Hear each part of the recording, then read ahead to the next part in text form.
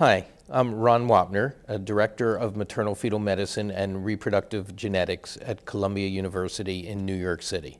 Today, I'll be discussing invasive prenatal diagnostic procedures. I'll be talking predominantly about amniocentesis and chorionic villus sampling, trying to give the equivalent risks and benefits of each of those.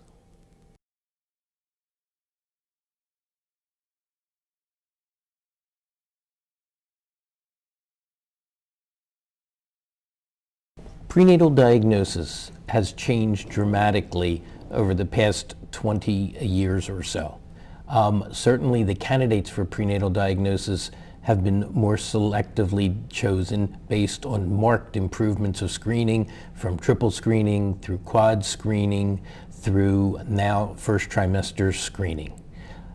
In addition to changes in how we choose our patients, invasive testing methods have also moved from the second trimester to the first trimester. Obviously, the most important questions are what are the relative safety and advantages and disadvantages of procedures performed at different times in gestation.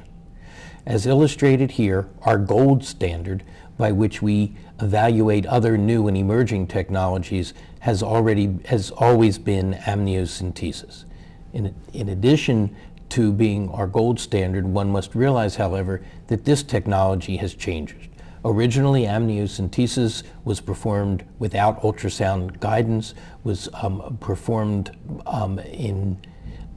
using much larger needles, but most recently, all operators do the procedure under direct ultrasound guidance, usually using a 20 gauge needle or so. So when we compare amnios to other procedures, that will be the techniques that we'll be talking about. Although amniocentesis has been with us for now almost 30 years, the complications of the procedure are still not as well defined as we would like them to be. However, the common complications are listed here. Infection still occurs in a very small percentage of cases, approximately 1 in 1,000 to 8 in 10,000 procedures. Most of the infections are not secondary to ascending infection coming up from the vagina. Most infections nowadays are from E. coli and come from inadvertent puncture of the intestines during the procedure. Again, it occurs very rarely. If one pays significant attention with ultrasound and make sure that there's no bowel in the needle insertion pathway, one can minimize the probability of this occurring. It's also important to remember that an infection or a chorioamnionitis following genetic amniocentesis frequently presents more subtly than one might anticipate. It'll present sometimes with fever and chills. The patient feels like they have a flu-like syndrome. Rarely does it present as a typical pain in the uterus or severe cramping or bleeding. So if one's going to recognize this complication, which, as I mentioned, occurs very frequently, one has to realize sometimes the subtlety with which it can be presented. However, if ignored, this can lead to a life-threatening complication, and unfortunately, most studies have demonstrated that an infection following the procedure cannot successfully be treated with antibiotics, and unfortunately must lead to termination of the pregnancy. The second complication that occurs following second trimester amniocentesis is leakage of amniotic fluid. Surprisingly occurs in a higher percentage of women than we normally would have anticipated, and most studies have shown that about 2% of women who undergo a second trimester amniocentesis will leak a little bit of fluid following the procedure for a day or two. However, this almost always stops and leads to no significant complications. Prolonged rupture, which the fluid may leak down the legs and continue to leak for a period of time, sometimes associated with oligohydramnios on an ultrasound, occurs in much less than 1% of cases. Fortunately, as opposed to a spontaneous rupture of membranes in which pregnancy loss is frequently associated, leakage, even significant leakage of fluid following second trimester amnio, will usually stop after the patient spends a couple days off their feet and result in an excellent prognosis for the pregnancy. This difference between induced or iatrogenic rupture and spontaneous rupture probably has to do that most spontaneous ruptures are also associated with actually pre-rupture chorioamnionitis or low-grade infections. So again, leakage of fluid occurs not uncommonly in about 2% of patients, but prolonged rupture leading to the necessity for treatment is less than 1% of cases. Fetal maternal hemorrhage can also occur following second trimester amnio, but nowadays almost all operators administer RhoGAM if the woman is Rh negative, and that complication is exceedingly rare. There also continue to be cases of fetal trauma. Prior to ultrasound guidance of second trimester amnio, significant complications from this have been reported. There have been injuries to the legs, there have been CNS injuries, there have been a number of cord injuries reported. However, now with ultrasound guidance, the risk of injury to the fetus has been significantly minimized, but patients still need to be informed that that remains a possible complication. The most concerning complication following second trimester amniocentesis is the risk of miscarriage or pregnancy loss following the procedure. And I've illustrated on this slide a number of national studies that have looked at the incidence of post-amniocentesis fetal loss. Most studies have looked at the incidence of loss from the procedure until 28 weeks gestation. And the reason people have stuck with 28 weeks gestation is that that allows us to compare one study to other studies, so just needed to do it during the same interval of time. In the studies performed pre-1980, the incidence of loss of pregnancy from the time of a second trimester amnio to 28 weeks gestation has been about 2.5%. More recently, studies performed in the 90s have demonstrated over a 1% improvement. In the National Canadian study, the total post-procedure loss rate was about 1.5%, and most other studies have been consistent with this. So we can demonstrate, or at least have a strong suggestion, that with the use of ultrasound guidance for the procedure, and with the tendency in many countries to only have a few very experienced operators performing the procedure rather than all obstetricians, we have seen significant improvement in the total post-procedure loss rate. However, one must realize that this is the total post-procedure loss rate. That's all patients that have an amnio and all losses until 28 weeks gestation. What our patients are most interested in is what is the procedure-induced additive risk of loss that doing an amniocentesis presents. And to look at this, there has been only one randomized controlled study. This study, performed by Ann Tabor and her group in Copenhagen, took all women under the age of 35, that is, women that had no indication whatsoever for having an invasive amniocentesis performed, and offered them participation in the study, and then randomized those women willing to participate, half having an invasive amnio, half having no procedure. So it was truly a prospective, randomized trial to look at the additive procedure-induced risks of amniocentesis. Surprisingly, in this study, we saw that there was a significant increased risk of spontaneous loss following genetic amnio. Over 4,500 women agreed to participate in the study, with 2,300 being randomized to each group. One can see that in the group that had amniocentesis performed, there was a 1%, a 1 in 100 greater risk of pregnancy loss in women that had a second trimester amnio than in women who did not. The control group risk of loss is a little lower than many people had expected to see, and there have been individuals who have questioned whether or not these are the most accurate representation of invasive second trimester amnio. But again, it stands as the only prospective randomized trial, and it shows approximately a 1% additive risk of the procedure. If one looks at the 95% 95% confidence intervals, the risk is somewhere, the true risk is somewhere between approximately 1 in 30 or so to approximately 1 in 300. So it's from this study that the standard risk that we give patients of approximately 1 in 200 to 1 in 300 for pregnancy loss induced by amnio comes from. Now, this study was done exactly as individuals do amnios nowadays. It was a 20 gauge needle. It was done by only 3 experienced operators, and it was done under continuous ultrasound guidance. There have been some individuals that have questioned that whether or not the risk of amnio may be lower nowadays. And an excellent meta-analysis has been performed by Seeds and published in the Obstetrics and Gynecology, and that confirmed the risk being approximately 1 in 300. However, most recently, a study using information from the first trimester screening study called FASTER suggested that the risk may be significantly lower than that. This study, published by Edelman et al., suggested that the amniocentesis induced rate may be as low as 1 in 1,200 to 1 in 1,600.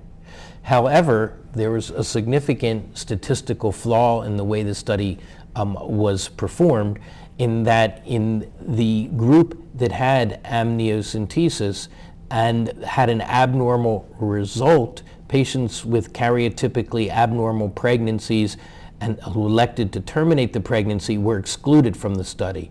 Alternatively, in the control group that didn't have any procedure performed, there was no way to know which of the background losses or which of their losses were due to chromosomal or other genetic abnormalities. So indeed, you couldn't compare these two risks because there was a hidden bias in favor, in this particular case, of amnios. When one, however, looks at the studies and includes these terminated pregnancies for genetic abnormalities, the dramatic safety of amniocentesis disappears, and you can see that those groups that had an amnio, if one includes second trimester terminations, had a loss that was almost 3 times higher than those that didn't have a procedure.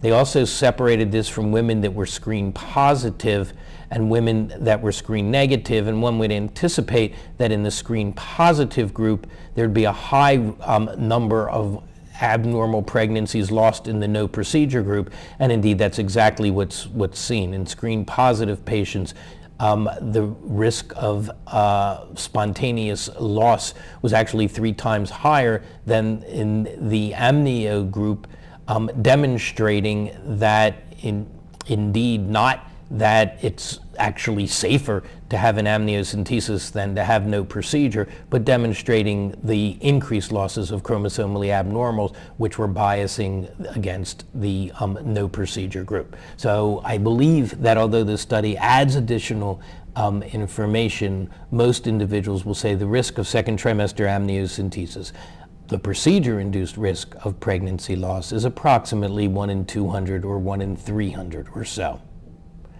Amniocentesis is best performed after the 15th week of pregnancy. About 10 years ago, there was a major emphasis, predominantly to compete with CVS, which was an emerging technology at that time. There was a major emphasis to move amniocentesis earlier and earlier. There became a procedure called early amniocentesis, and those were procedures performed under 14 weeks gestation. Illustrated on these slides are some results from the Canadian randomized trial between early amnio, performed, as I said, under 16 weeks gestation, and compared it to standard amnio, which in this trial was procedures performed at 16 weeks or further. As one can see, there was a significant, and in this particular case, taking into consideration both electively terminated and spontaneously lost pregnancies to eliminate the bias of termination of abnormal pregnancies in the procedure group, there was a statistically greater risk of pregnancy loss in the group undergoing early amniocentesis compared to that undergoing amniocentesis at what had been the standard time period, which was approximately 16 weeks gestation. And if we look at the predominant cause of loss in the early amnio studies, one can see that it was leakage of amniotic fluid. If one had an early amniocentesis performed and leaked amniotic fluid following the procedure, their risk of loss was 15%. If they had the procedure and didn't leak fluid, they still had a slightly higher risk of loss than one would anticipate, but was dramatically lower.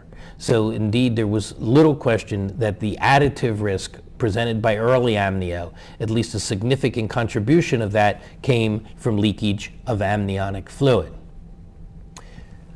Not anticipated, but a fairly dramatic finding from the study of early amnios was that they also found a significant incidence of Talipes Equinovarus, or club feet, in patients that underwent early amniocentesis. Club feet occur in approximately 1 per 1,000 to about 3 per 1,000 pregnancies in the general population. 3 studies are illustrated here, one from Canada, one from Denmark, and one from the United Kingdom.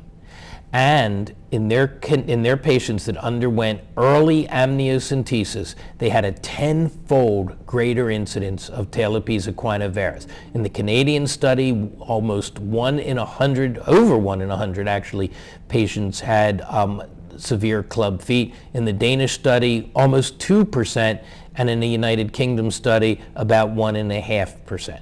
So there's no question that early amnio, an amniocentesis performed under 16 weeks, has a dramatic, almost 10-fold increased risk of club foot compared to amnios performed in the standard window of 15 or 16 weeks and beyond.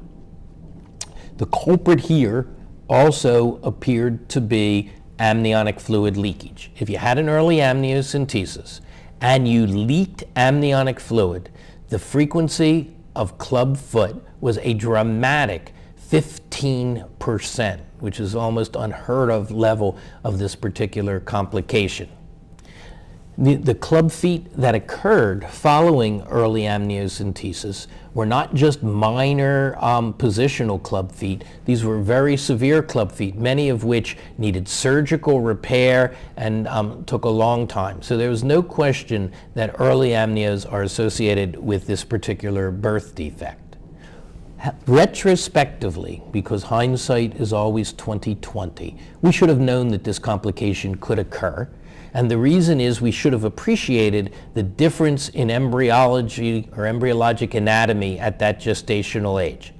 This is approximately a 9 or 10 week pregnancy, and we see the outer chorionic membrane, and then we see the large space, which is called the extra embryonic coelom, and then we see the amniotic membrane.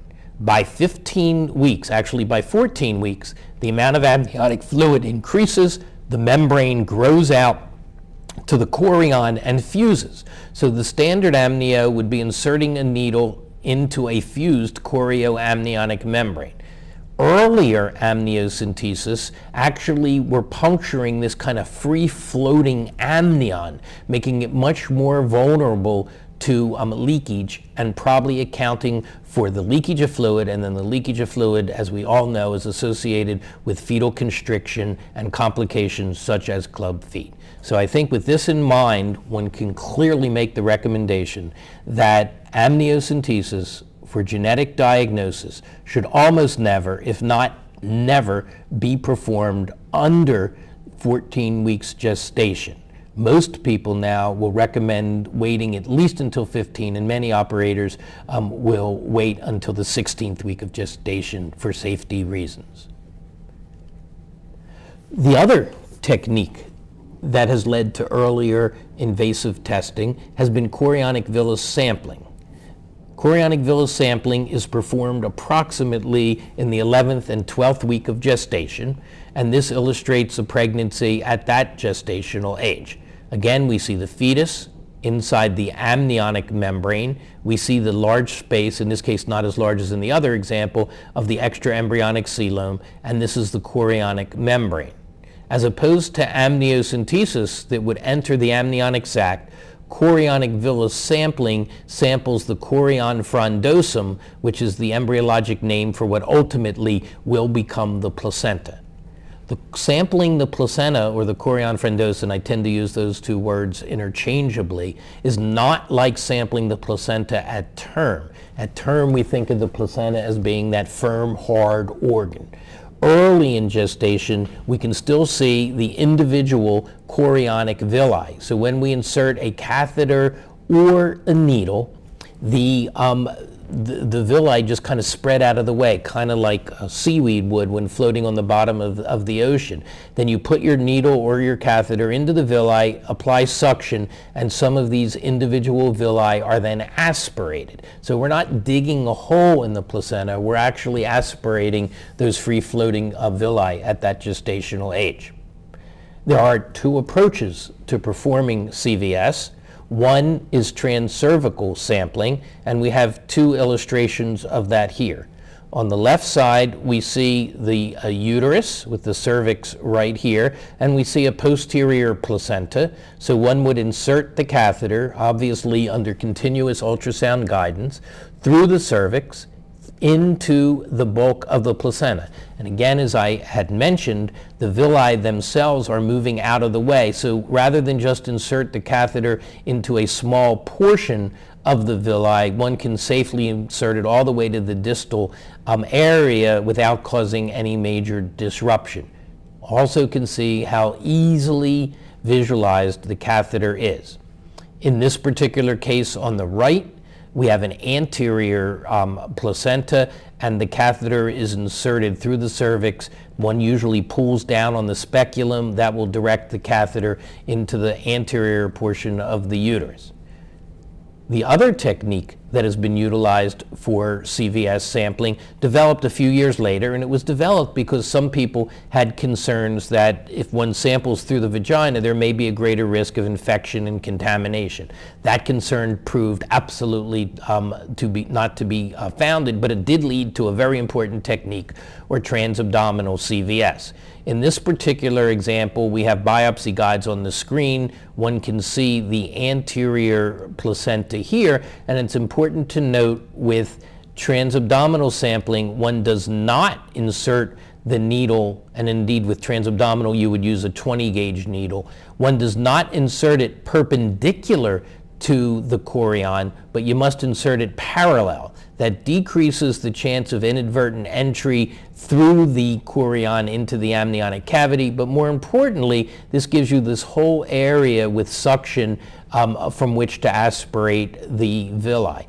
The needle is inserted, it's actually moved up and down a few times, and then removed under continuous suction. One technique of sampling is no better than the other. Actually, for some placental locations, cervical is better. For other locations, abdominal is better. But what's most important is the centers that have the lowest loss rates and those that have are able to sample all patients use a combination, and operators are skilled in both, and then they choose whichever is most appropriate for that particular pregnancy. In our own center, where we're still doing over 1,000 or so CVS a year, about half of them are done cervically and about half of them are done abdominally. Although CVS has been with us for almost 20 years now, there still remain a number of controversies and a number of questions. And these must be answered if CVS is going to be used as a major clinical tool in all centers. And it absolutely has to, because with first trimester screening, it is unfair to ask patients who are screened positive in the first trimester to wait 4 or 5 weeks to have an amnio. So what are these questions and what are the answers? First of all, there are a number of lingering laboratory issues. Number one, is there maternal cell contamination in which the sample that is sent to the lab analyzes maternal cells rather than fetal cells. And that did used to be a problem when operators were giving laboratories very, very small samples. However, with experienced operators giving labs larger samples, they now can separate the villi, which are easily identifiable compared to decidua, they can separate the villi and and maternal cell contamination should almost never, ever be a problem. This is a picture of the chorionic villi from a procedure. One can see the typical frond-like appearance. Decidua is a much more amorphous appearing. You can also see the blood vessels that are coursing through the center of the villi that also help identify them. They wouldn't be there in decidua either. So contamination with maternal tissue was a problem before operators were able to give the labs adequate size samples. We would beg the labs to try with whatever tissue they had, and unfortunately that did lead to maternal cell contamination. There's now been studies that have shown that if the villi are appropriately identified and cleaned, you can even use them for biochemical testing, and DNA analysis has showed zero maternal contamination in most cases of adequately processed villi. The chorionic villi also are composed of 3 different tissue sources, and this is just a slightly higher magnification, and one can see that there are the outside cytotrophoblastic buds.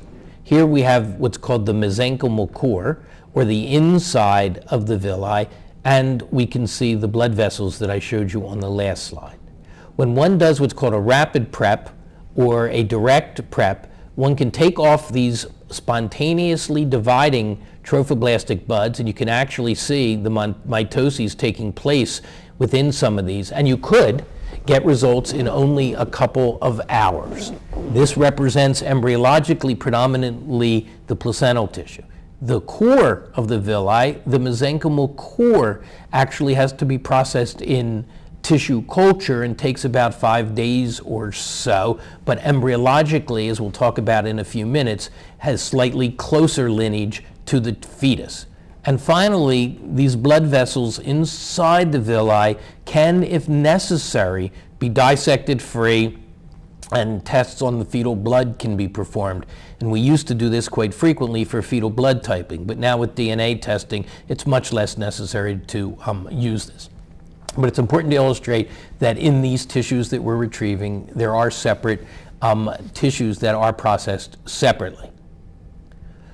In addition to maternal cell contamination, one needs to confirm that tissue taken from the placenta, and again we'll talk a little bit about it, tissue taken from each of those tissue sources is equally reliable to the karyotype that we would get from an amniocentesis or the karyotype that we would get if we directly tested the pregnancy itself.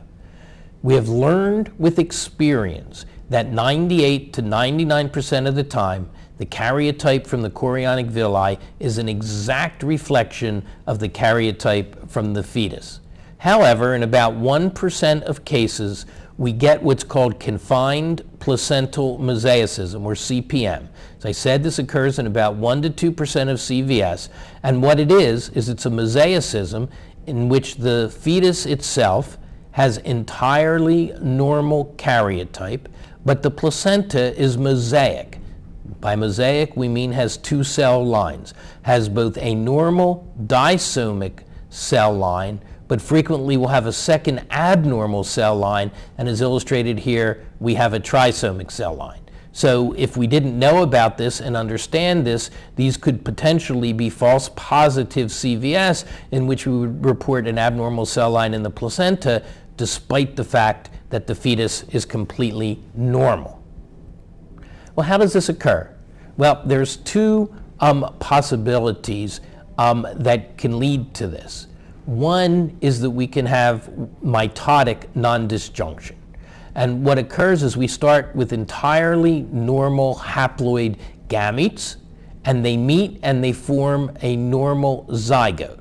The cells in the zygote then continue to develop, but we have a mitotic error in some of those cells, so that some of the cells remain disomic, but with the non-disjunction occurring, we will have a morula that also could have some trisomic cells.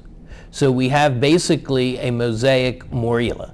Then the next step from conversion of the morula to the blastocyst, some of the cells go to make the inner cell mass, which will become the embryo, but most of these cells will go to the placenta. And where these trisomic cells go is just by random assortment. But to give you an example of the distribution of cells, if you started with 64 cells, which is about what a morula contains, about 32 to 64, only 4 cells go to make the embryo proper, and the other 60 cells go to make the placenta and the amnion and the fluid and everything. So when we have random distribution, it shouldn't be surprising that if there's only a few trisomic cells in the morula, that they may go to the placenta, leaving only normal cells in the embryo. And that's the mitotic, non-disjunction way of getting a mosaic blastocyst with only the abnormal mosaic cells in the precursors of the placenta, then leading to an entirely normal embryo, but a placenta that is mosaic. So one way is mitotic non-disjunction. The more common way, which was totally unexpected and unknown at the time, was that we could have trisomic rescue, in which we have a meiotic error leading to an abnormal gamete, usually an abnormal egg, so that we start with a trisomic zygote. Most trisomic zygotes ultimately wind up being miscarried.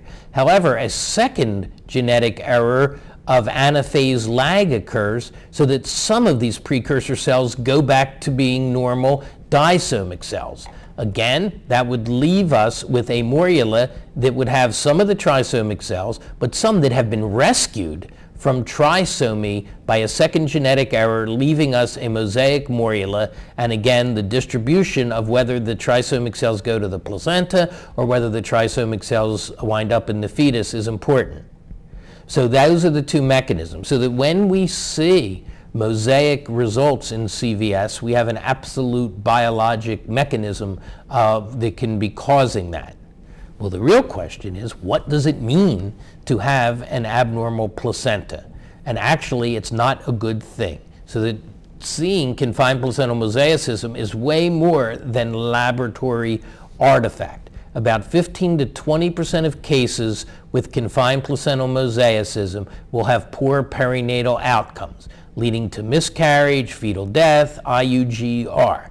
About 80% will still have a good outcome. What determines whether or not the abnormal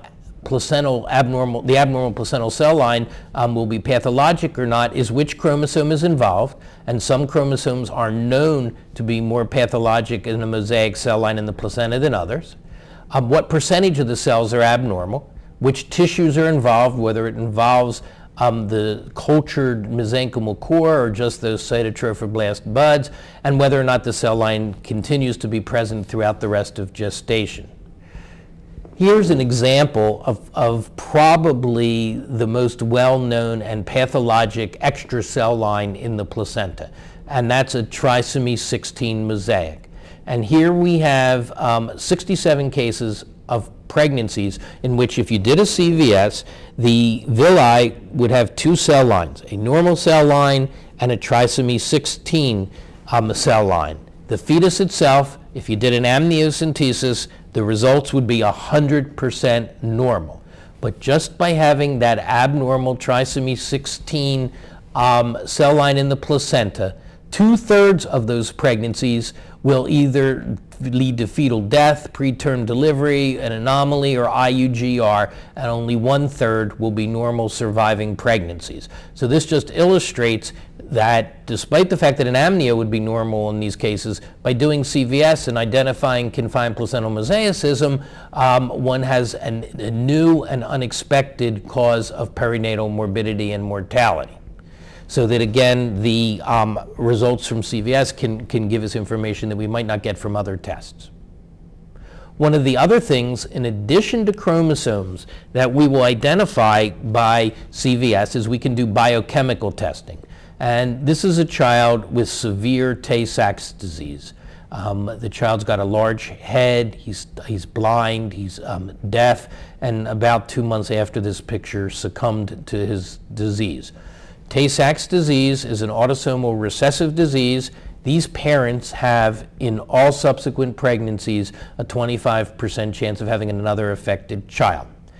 With CVS, one can analyze tissue from the villi for Tay-Sachs disease, and this is just an example of the laboratory test, in 30 to 45 minutes. So we have a disease with a 25% recurrence rate that we can diagnose in the first trimester in a very short period of time. Yet a recent study presented at the Society for Maternal Fetal Medicine showed that about 80% of women who were at risk for these biochemical high-risk abnormalities were still waiting to have amnios. Well, there's absolutely almost no test of biochemical or metabolic or molecular causes that can't be identified in the first trimester, and this should become, and in many places has become, the prenatal diagnostic procedure of choice for those cases. Well, how easy is how easy is CVS? And in order to look at this, we looked at the number of insertions of the catheter or the needle at our center during our first just about 15,000 procedures. And you can see that of 15,000 procedures, we've only had 8 women that basically were unable to be sampled, and all the other 15,000 got their diagnosis at their visit. Of those 8 in which we failed to retrieve tissue, 7 of them were in our first 100 procedures. So in the last 14,900 or so procedures, we had only 1 patient who was unable to be sampled. So the ability to retrieve tissue is almost absolute. And that is able to be accomplished because all of our operators are skilled in both transcervical and transabdominal. And I really believe that any centers that's going to do CVS should know how to do both. And I would say the gold standard is that you should be able to sample all patients successfully on their visit. What about pregnancy loss following amnio? Here I've given you our example in our first about just over 12,000 CVS cases, and our total post-procedure, not procedure-induced loss rate, the total post-procedure loss rate was 2.3%, and it didn't matter. There was no statistical difference whether we did it abdominally or cervically. Now again, don't mix up apples and oranges. This is the total loss rate after CVS. And you can see that it's about 2.3%, and if I can remind you of the more contemporary amniocentesis procedures, their total loss rate was about 1% less. So does that say that CVS has a 1% greater pregnancy loss rate than does second trimester amnio? Absolutely not, because the CVS is performed about 4 weeks earlier in gestation than amnio, and illustrated in gray here is the total background loss rate of unsampled pregnancies. So if CVS and amniocentesis had absolutely equal procedure-induced loss rates, you would still expect, if you looked at total loss rates, to have a 1% or so higher total loss rate after CVS, just because it's done at a time in pregnancy when the background loss rates are higher.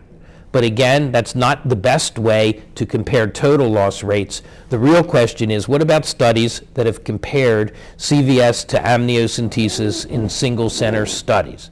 And there have been, as listed here, 5 studies that have done this. 4 studies have shown no statistical difference in post-procedure pregnancy losses in CVS compared to amnio. Now, it's important to point out that these patients were all enrolled in the study at the time you would do CVS, and then all losses after that time period were included for evaluation. So that eliminated any differences in the period between CVS and amnio of chromosomally abnormal losses occurring while people were waiting to have their amniocentesis performed. So all patients enrolled at 11 weeks, and then all losses looked at. Again, 4 studies showed no difference. 2 studies showed slightly higher losses after CVS. Some studies showed higher pregnancy loss rates after amnio.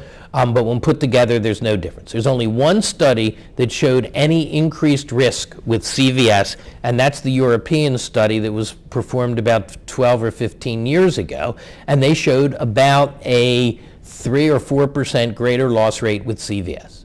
What's unique about this studies is that you had operators who were very, very experienced in doing amnio, and you had operators who some of which had never done CVS. And as compared to all the other studies in which a limited number of centers were included, this study included over 30 inexperienced operators. So many people, if not all, believe the difference in loss rate, and what this study demonstrates is if you're good at one procedure and not good at another, or experienced at one procedure and not experienced at another one, you're going to do the one more safely that you're experienced at. This is a study from France where they looked at a new operator's experience with transabdominal sampling, his first 200 procedures, his next 400, and clearly you can see that there is a learning curve, and it takes about 400 or 500 procedures to become very, very proficient and to not have any incremental loss. So again, the studies that have compared the two techniques head-to-head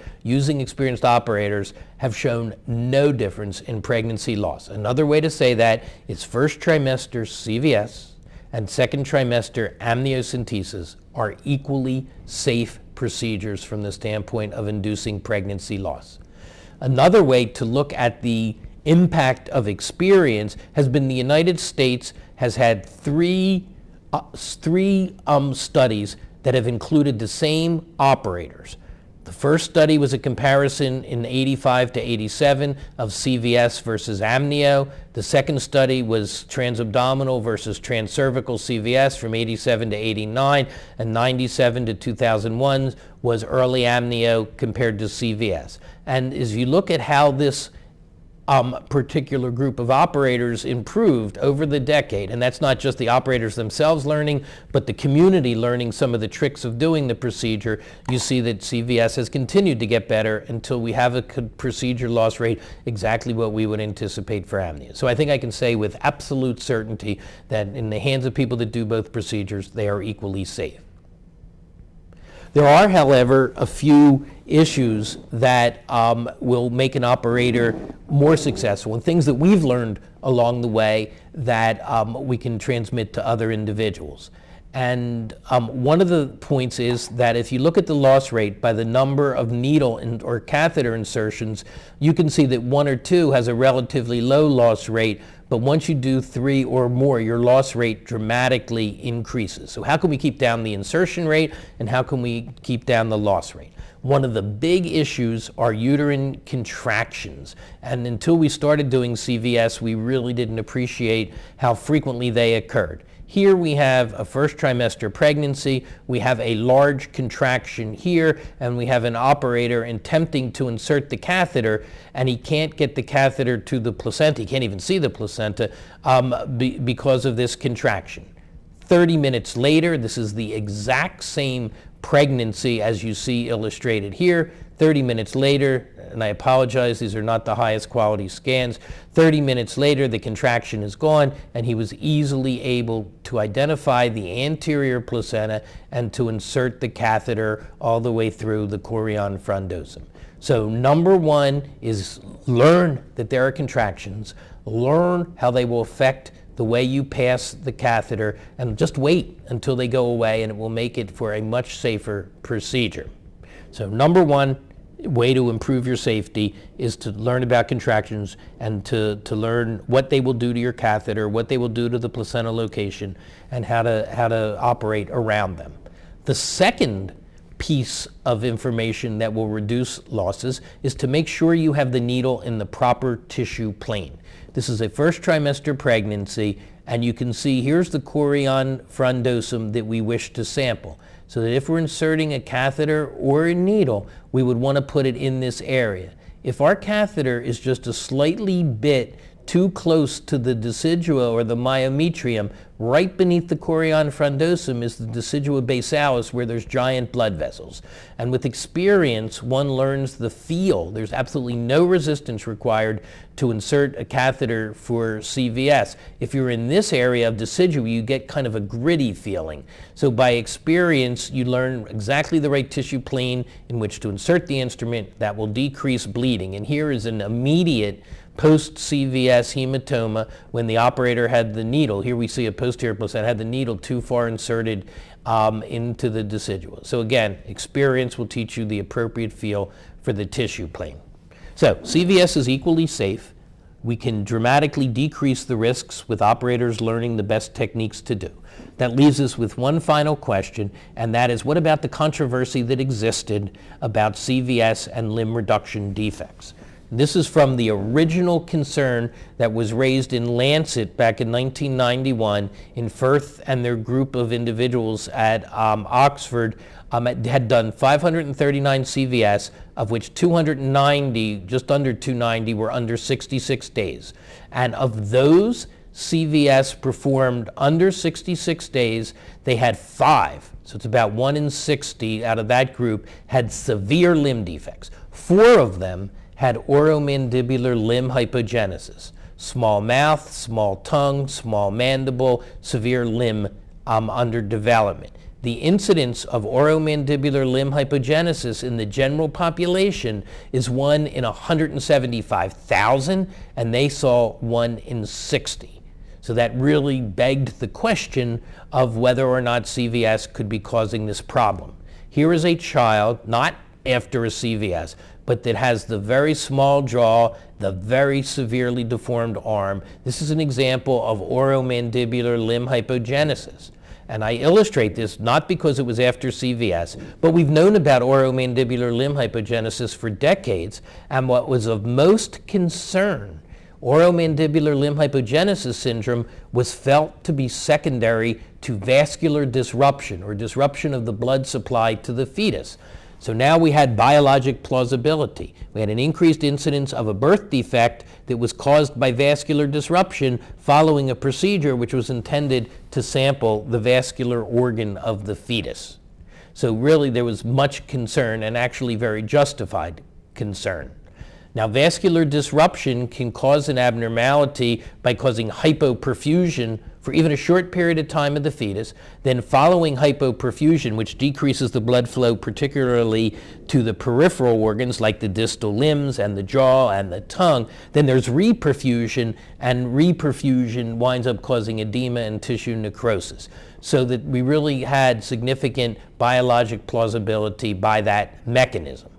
However, most patients that were having CVS weren't having this particular abnormality, and it raised the question of what were some people doing compared to others that was leading to these abnormalities, because many centers weren't seeing it. So to answer this, Quintero and the group where he was at Yale at the time went to the operating room and did embryoscopy. They inserted a small scope in which they could actually look at the fetus, and then they took a sound and tried to disrupt the placenta. And they found that when they just passed a CVS catheter, they could not disrupt the placenta, and they couldn't cause the findings that others were finding in clinical care. However, when they used the larger sound, which I described, and severely disrupted the majority of the placenta, they started to see these hypoperfused areas exactly in the areas that one would anticipate. So they did demonstrate that not minor trauma couldn't cause this, but severe trauma could, raising the specter of whether some operators were doing more traumatic procedures. And that may be part of the component, but what really gave us the information was a study that was done by Bruno Brambati in Milan, Italy, and he looked at the gestational age that CVS was done. And he started doing CVS rather than at the 9 to 12 window that he had been doing it in, earlier and earlier, trying to give patients a result as early in pregnancy as possible. And what he illustrated was, if you did CVS under the 9th week, you began to see an increased incidence of these defects, from 6 per 10,000 in the normal 9 to 12 week background group to 1 in 1,000. And when he did it in the 6th to 7th week, he found the risk of limb defects exactly what they found at Oxford when they were doing very early procedures. So it's now felt certain that this incidence of limb defects following CVS was secondary to people doing sampling too early, under 70 days of gestation. In other words, there's a window of vulnerability in which CVS can cause limb defects. And I just want to remind you that we saw the absolute same with a window of vulnerability for amniocentesis when it was performed under 14 weeks gestation. So for any prenatal diagnostic procedure, we should perform it in the safest period of gestation. Now there have been over 300 procedures evaluated after the 9th week of gestation with no increased incidence of limb reduction defects identified. So I think that for a number of reasons, first trimester screening and first trimester prenatal diagnosis is the way to go. We get patients earlier reassurance in most cases. We identify abnormalities at a time in pregnancy when it's psychologically and medically safer to terminate the pregnancy, so that CVS has that advantage, particularly as first trimester screening has become an increasing part of obstetrical care. And I'd like to thank everybody for their attention to this discussion. Thank you.